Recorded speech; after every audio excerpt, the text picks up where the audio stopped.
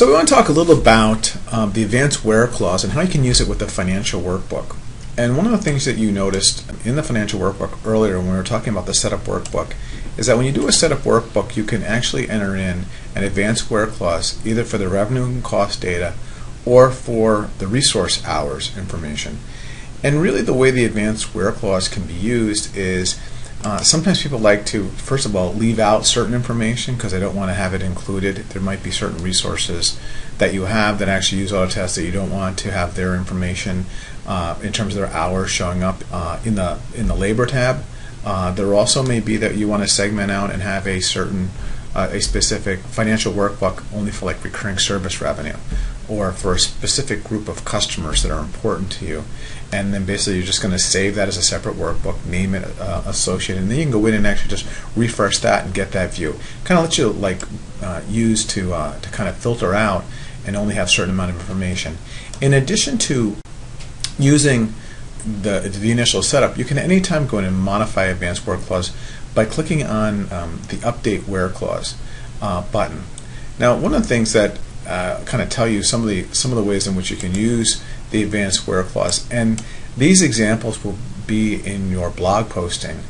But one of the things you can do is filter the revenue and cost by like the contract type or the category or the billing type or an account or a contract.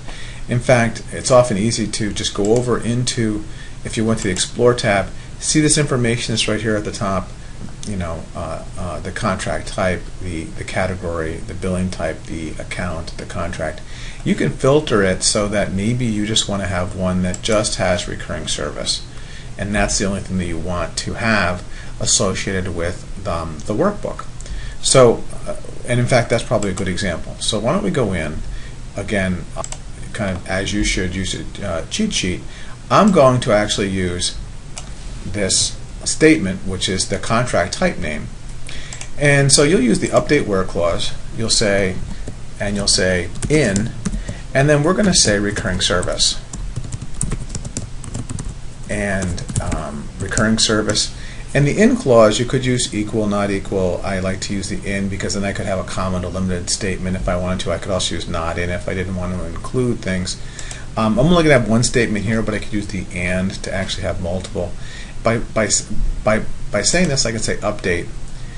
And now what winds up happening is you can say the database query has been updated for your SQL Server. Please use the refresh button to download an updated set of data. So I put this information in. And one of the things when I go over to the Explore screen, you see I only have recurring service now. I don't even have the other choices. So now the only data that's in my workbook is recurring service data. And now I could even do a file and do a save as and save the workbook as a workbook, which is my financial workbook _ recurring service, if I want to do it like that. One of the things when you actually exclude out only to recurring service, you will only see the accounts, you'll only see the contracts that are associated to recurring service. Pretty cool from that standpoint. Again, one of the things that you can use is I could have used an account name. I could have said I just want labor types. If I was using your own contract categories, which allow you to actually segment out the data, you could get down and say I'm just interested in my professional services contracts. Okay, kind of examples. On the labor side, utilization and resources is used, and I'll just show you one other thing, and that is if I look at the financials current, one of the things that you'll see is that on the analysis tab, the only data that I have is actually on recurring service. Now I don't see any of the other data listed. So on for labor current, one of the things is that the labor current is actually used, the labor data is used for the utilization analysis, and it's used for calculation of operating expenses based on your regular hours. If I went over to utilization and to the Explore screen, one of the things you can see is that I have a year and a month, and I have a resource name. In this case, I'm the only one that's in the system, but in your case, you'd have a list of all of the resources who had actually any time associated to the system.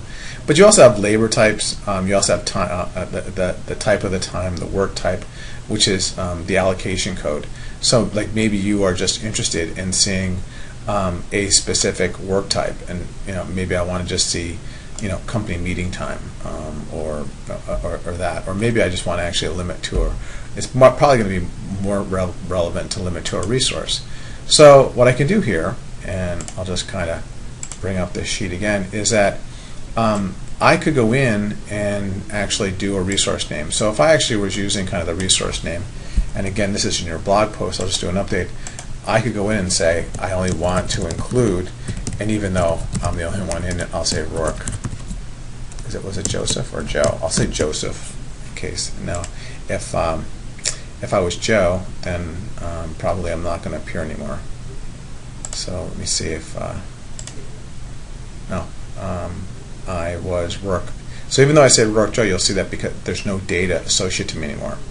So so this was, I'll actually change it and say Rourke Joe. So I'll hit update where clause and I'll say Joe, and then I'll be back in business. So I'll just say Rourke Joe and do an update where clause, and now you can see by saying to include Rourke Joe, if I went back to lab current, you'll actually see, oh, I got data now. So that's how you can include the information. Again, you could go into utilization and you might say, I'm really interested where the work type was, well, let's say, let's find a good one. A work type was vacation. I didn't really have, I had 8 hours of vacation time. So if I actually just said where the work type is vacation, and I'll show you an and clause in this example, and so we're going to say vacation here. So you can actually see is that that's the allocation code that's in Autotask. I am going to go where the resource is Joe and the work type is in vacation. Let's take a look at that. And now this is all downloading a fresh set of data from the report data warehouse. And if I go over to my utilization screen now, I only have Joe Rourke, but I only have the vacation time showing, and there's no other selectors because I've limited myself into that work type. Likewise, I'll kind of show you, if I did an update and I said not in vacation, then that's, I could have said not in vacation and not in meeting time because I didn't want to include it. If there were certain things, I can do an update. And now what you'll see is that this will run, download the latest set, and that was that quick. And now, if I look down through, now I don't have the vacation time. Again, that's how straightforward it is.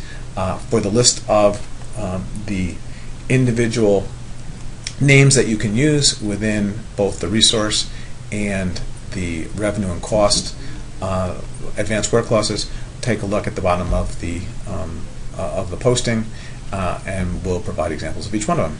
So thank you very much.